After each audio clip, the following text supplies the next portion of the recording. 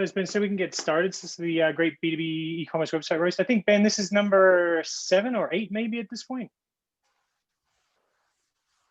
Yep, sounds about right. Yeah. All right, we'll get started. So we've got a great site to roast today, but I'll introduce myself first for those that haven't attended one of our roasts before. I'm Anthony McGregor-Day. I'm the Director of E-commerce here at Bluefish Group. My focus is really around helping clients with the vision behind why we're doing the things that we do, specifically around marketing and e-commerce. I have been in the industry for over 20 years and have worked both on B2B and B2C sites and had a couple of software startups of my own. And yes, I am Australian. You can tell by the accent, although some people like to make fun and say it sounds like a British accent. One person in particular on the call who actually happens to be the site owner, one of our attendees, likes to make fun of the accent. I'm sure might have a word or two to say. Yeah, I'll pass this over to Terence so he can introduce himself. Hey everybody, I'm Terence McDevitt. I'm a solution architect at Bluefish. I am not Australian, originally from North Carolina, although born in New York. Little known fact about me, born in Brooklyn. I've been working with Bluefish for about 12 years now, and really initially focused on enterprise content management, which really almost has nothing to do with e-commerce, but maybe about 7 or 8 years ago, really started to shift my focus almost completely to e-commerce and really have been focused on the solutions that we build for our clients, particularly around Magento and BigCommerce.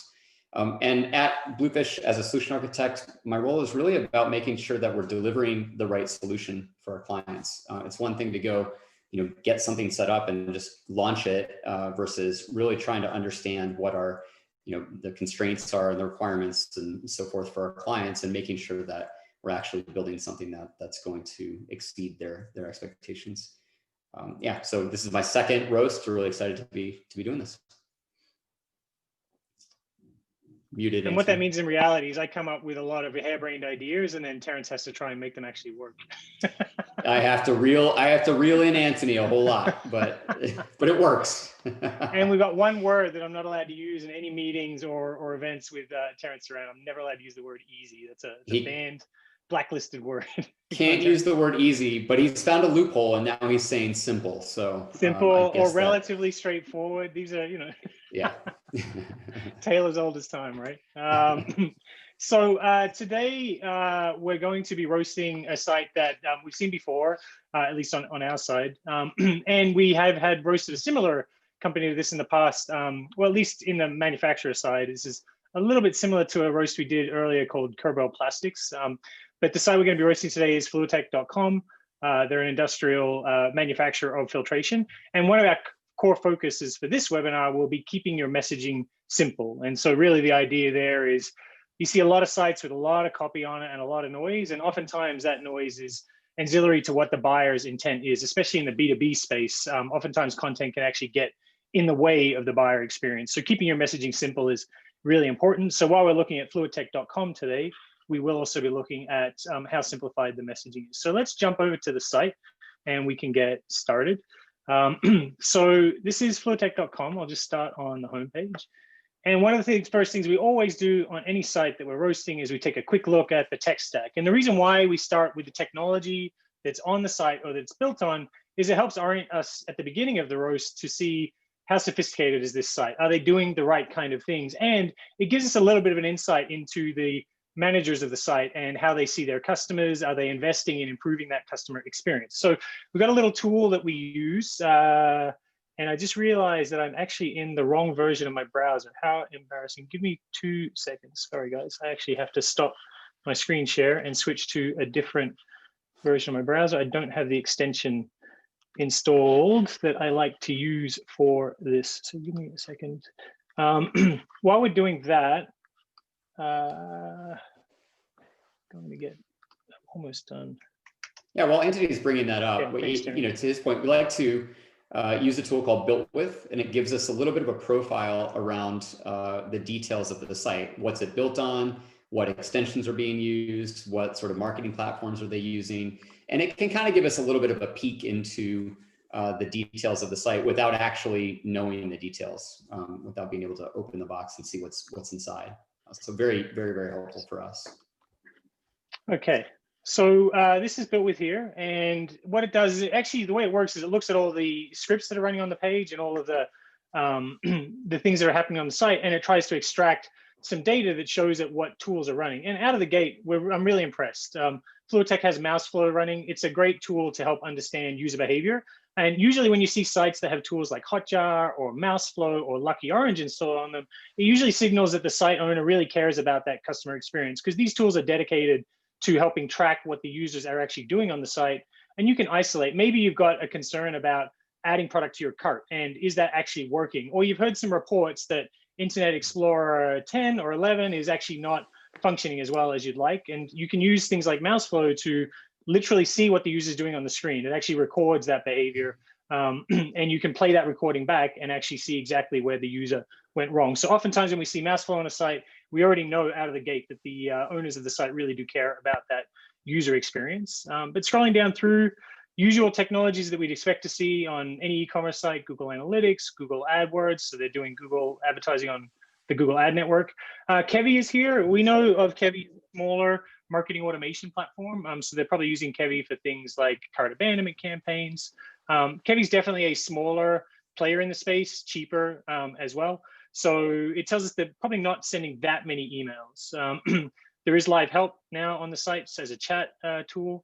Scrolling down a bit further, they have used MailChimp in the past, but I'm assuming they've probably upgraded to Kevi since then. They're on Magento. We're big fans of Magento, obviously. It's one of the core platforms that we work with. Scrolling down a bit further, looking at some of the other elements on the page. Terrence, we were talking before about this site, and we noticed something about the SSL certificates you'd commented before. Yeah. What were your thoughts right there? You can see, so the Ssl Cert is an EV cert. It's extended validation, which is really good. You actually, as a company, have to really go out of your way to do that. They're more expensive, but the idea behind EV is that the cert company will go contact you. They'll do some digging, make sure you're a legitimate company. And when you're trying to build trust with your customers, especially new customers, something as little as that really could make a big difference. So it's nice to see that. It's more expensive. It takes a little bit more work, but certainly worth it.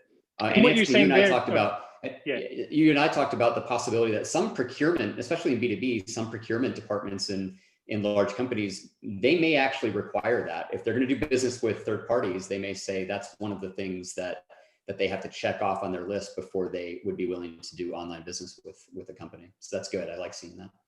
And I think the thing that Terrence educated me on when we were looking at this is to his point. The reason why the EV is great is because they do that extended validation, which means they're actually contacting the business, verifying it's real. Super valuable, I think, for B2B, and something that I didn't know until we started roasting this, and Terrence highlighted it as something that's interesting. Yeah. So looking at the homepage of fluidtech.com, one thing we always say, your homepage is usually not your entry point to your website these days. Usually most of your customers in e-commerce are probably coming to your website through either an article on your blog, if you have one, or through a product detail page, or what we call a PDP page. And the reason for that is your homepage doesn't have that much content on it. It might index in Google for search terms that are your own site's brand name.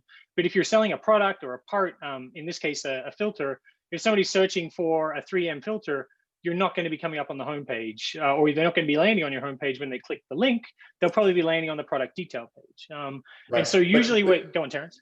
Sorry, but if they've never experienced Fluidtech before they dive into the product detail, they may go back to the homepage to say, who is this company? Who are they all about? Yeah, exactly. So we like to think of the homepage as more of a reinforcement that I'm in the right place, giving the user comfort that this is an established brand with a lot of clear messaging on what this site does. Because again, if you think of yourself as a user, to Terrence's point, you're going to come to the PDP page.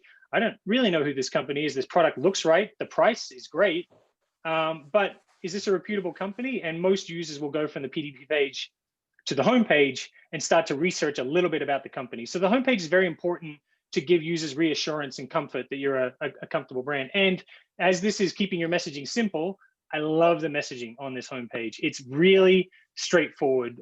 Terrence and I were talking about this before the roast, and one of the things about copywriting on your website is it's very hard to write very little copy and still be very inclusive to a lot of people. Less is more is the key, but it's also difficult to do. And if you look at this messaging here, over 200,000 filtration elements for every industry. It's a very specific message to what they do, but it's also very broad and inclusive. You know, maybe if they had just saying over 200,000 filtration elements for industrial manufacturing or something like that, that's going to limit the visitor to the site to say, well, I'm not an industrial manufacturer, this doesn't relate to me, and they're leaving before they've even had a chance to look through the catalog and see if you've got a part that might meet their requirements. So having a messaging like this that's telling people what you do, but also being as inclusive as possible is one of the more difficult things you can do in your messaging. And I think Fluitek's done an excellent job here with that messaging. They've also got a nice call to action here for uploading a photo, which is great. Great way to help people search for parts. Well, and then down one a thing little, go on, Terrence. Sorry, one thing I just, we didn't talk about this, but I just picked up on this. The phone number is right there. And when we talk about trust and, if I'm, let's say, Fluidtech is replacing brand name filters. And so I've probably come to this site looking for a 3M filter or something like that. And if I've never worked with Fluidtech before, I'm a little bit on guard right now. And like, I'm not sure, is this really a legitimate company? And we talked about a few of those things, but that can help with that. But this is one of them right there. They're saying, hey, give us a call. You don't have to go dig for that number. You can contact them right away. I love that. I think that's really great. And a nice prominent search bar here is also helpful. Putting search front and center. One thing that we encourage clients to do is put the search bar front and center, not because it helps your users find products, although that's definitely a reason, but frankly, the search bar and what people type into the search bar is extremely valuable information for you as a merchant. In that if somebody's on your site and they've typed something in the search bar, they already know what they want. Looking at your search history, which is something every site owner should be doing, on-site search history on a regular basis, helps you identify products that people are actively looking for on your site that you might not even be stocking. And so having the search front and center is a great way for you to gather more data on your users and what they're looking for. But looking at the rest of the homepage to look at that confidence element, we've got why buy filters from Fluitek here, which is great. I do like that. Giving us some data points on why Fluitek is different to the competitors.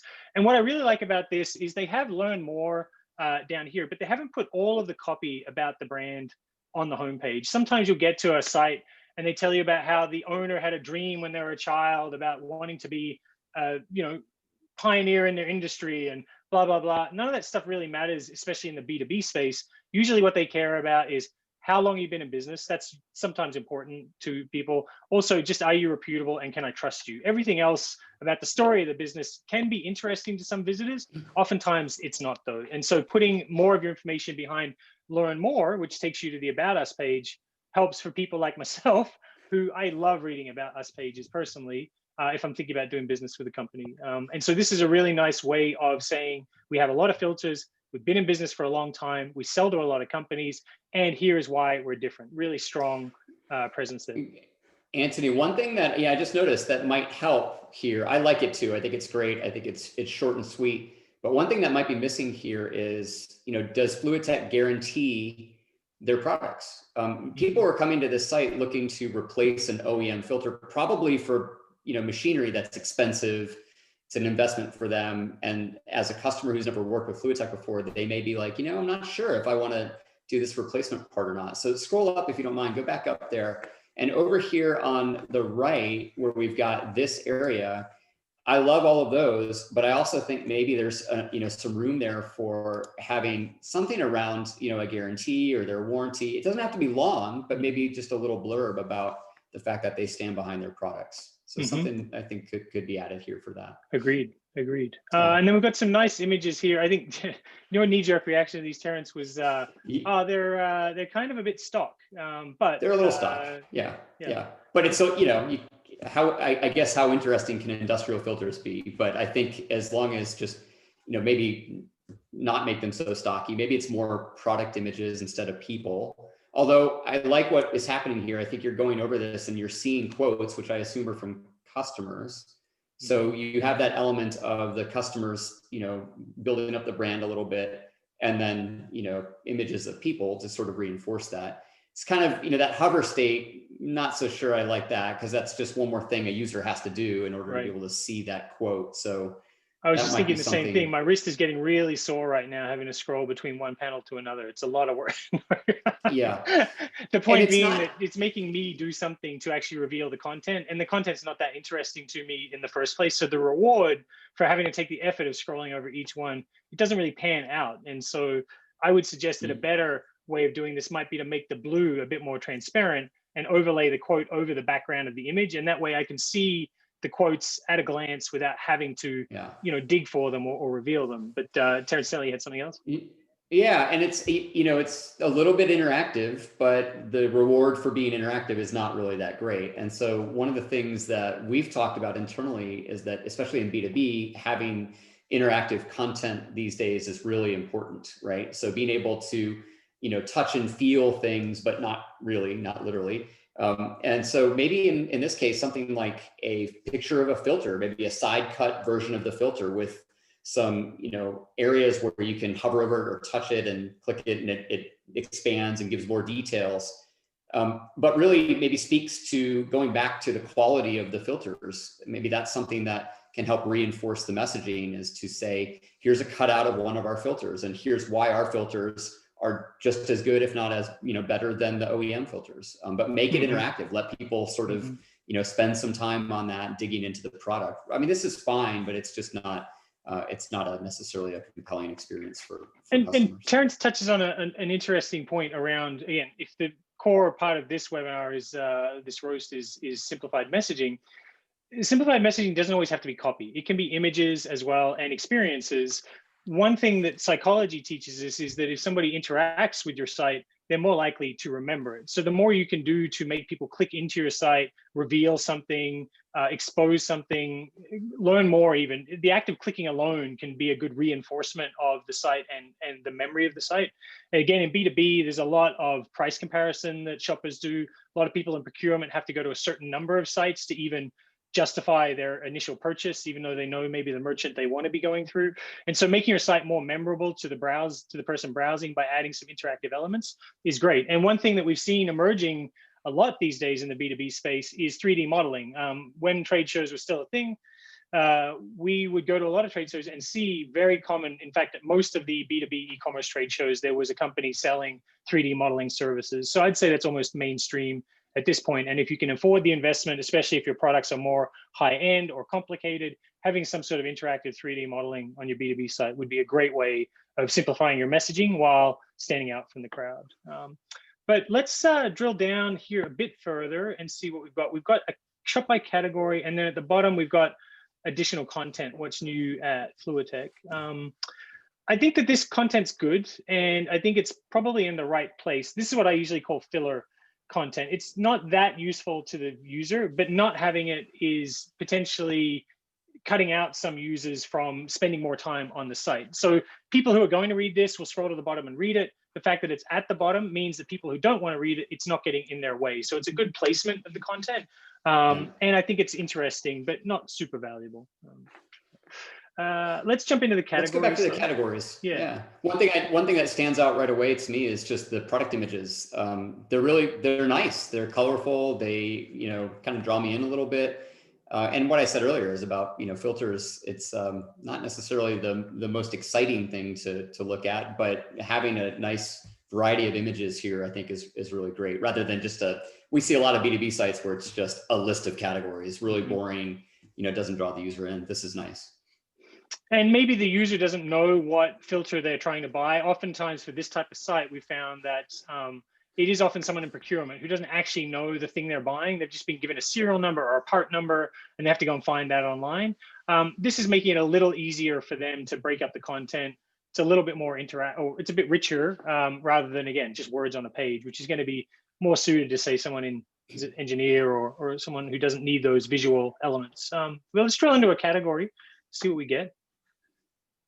Okay, I like this category page. This is a great start to the category page. One thing we notice often in B2B sites is they just don't take advantage of the real estate on the category page to reorient the user. You had a customer come to your site either through a PDP page or maybe the home page.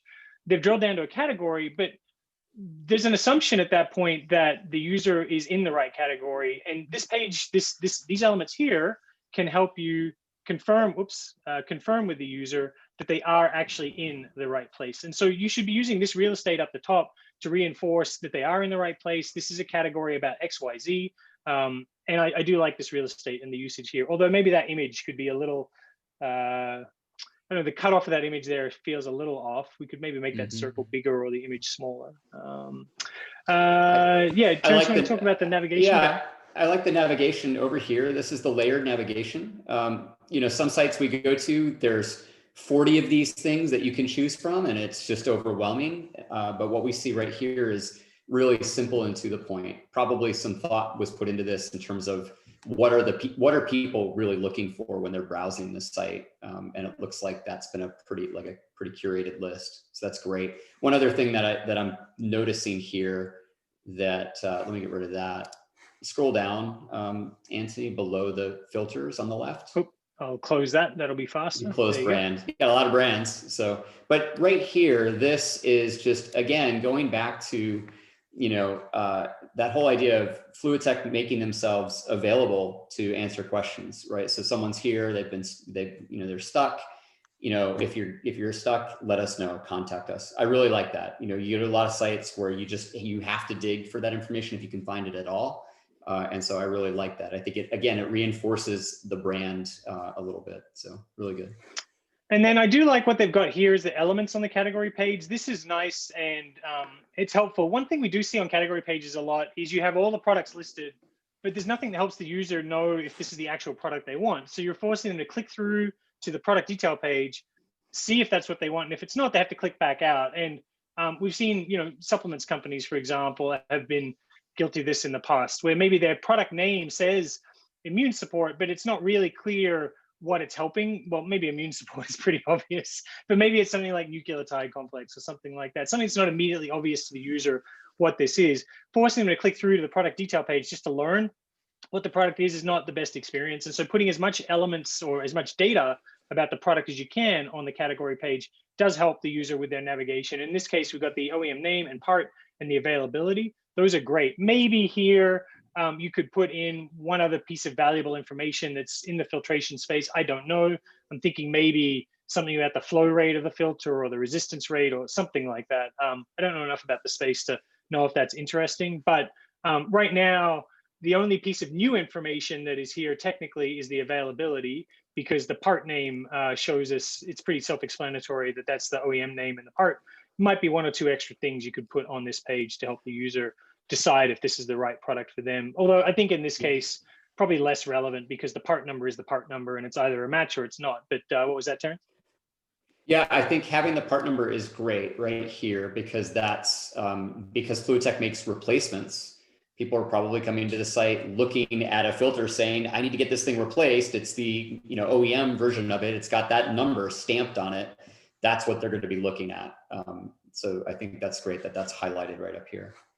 I just noticed the time, so I'm just going to jump into the product detail page and we can take a look at this. And then we'll go to questions. I love this page. This is nice. Yeah.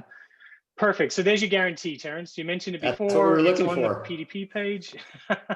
Yeah. And this is great. If we're thinking of this as a landing page, if we look at this as the very first page that anyone or that a user comes to on the site, this is a good experience. We've got a nice guarantee right there. So already I'm feeling safer here. We've got a nice contact us button. The chat button is there. I've got the specifications of the product. This is a very nice landing page. And if we scroll down further, okay, we've got the same social proof, I guess is what we're calling this here. I think this is also good. Maybe over time, if a user is coming back to the site on a regular basis, this becomes a little bit redundant. And you might want to add some function that hides this after a certain number of visits, just because it is a bit excessive at that point, unless it's changing. Maybe if this is changing over time, it becomes more valuable. But, well, and maybe it's personalized over time, right? So it's a block where maybe it's like, hey, these are related filters, or here's some additional information about the filters that you've previously looked at, something like that. Yeah, I like that actually. In fact, that sounds like a nice workflow. You have this block of content here. You can't personalize it for someone's first visit.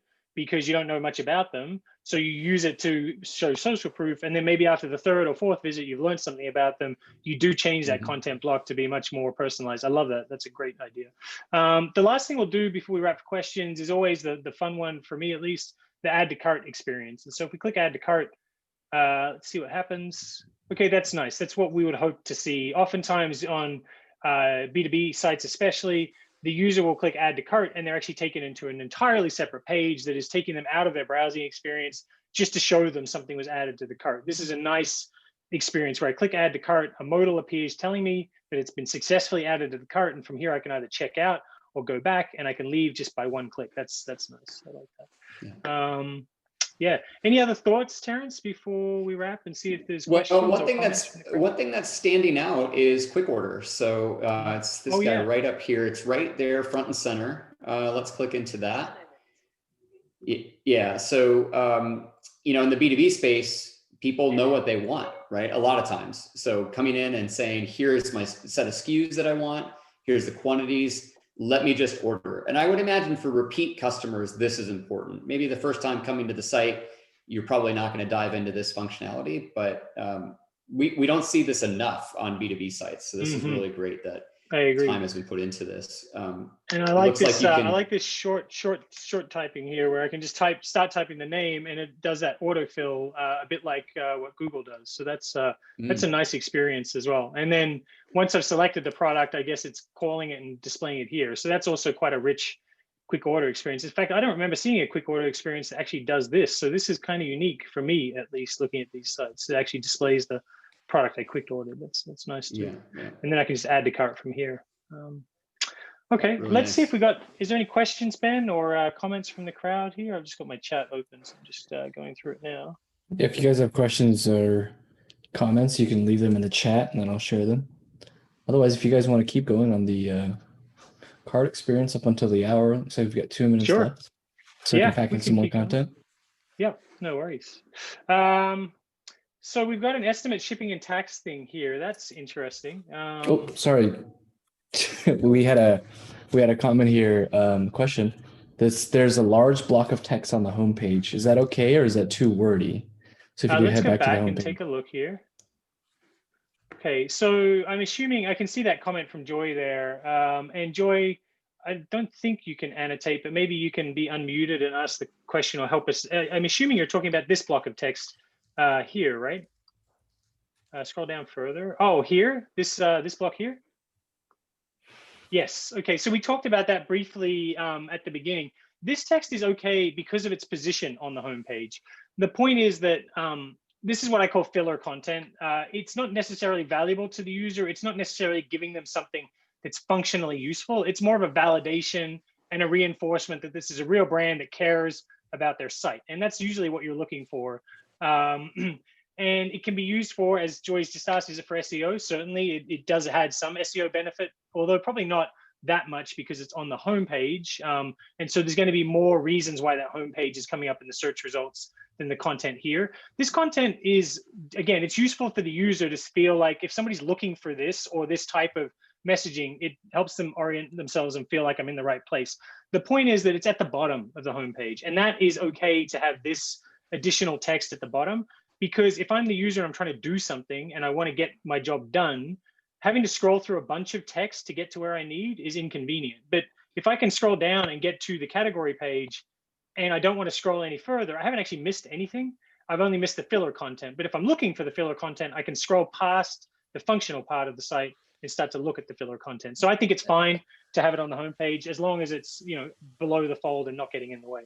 Last question before we wrap, is that help with SEO, or is that a block of text for SEO? That's the last question. Sure, I mentioned that briefly. It does help with SEO a little bit, but because it's on the homepage, it's not going to help as much as it may be being on some other pages. Point being that Google's going to index your homepage and show your homepage in search results for far more reasons than this being on the this being on the homepage. So my instincts or my experience tells me if we removed this from the homepage, you would not see any difference in the ranking for the homepage because it's ranking for other reasons than just that.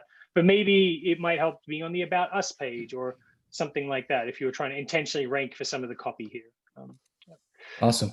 So I think we're at time. Yeah, thanks everyone for joining again. And I think we have one little, that's not the right slide. Our contact details are in the emails that you'll get afterwards, and everyone who attended will get this recording. It'll also be up on YouTube. And if you know anyone that needs their site roasted, feel free to submit it. You don't have to ask their permission.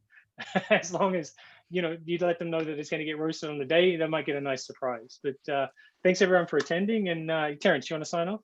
Yep. Thanks everyone. Appreciate it.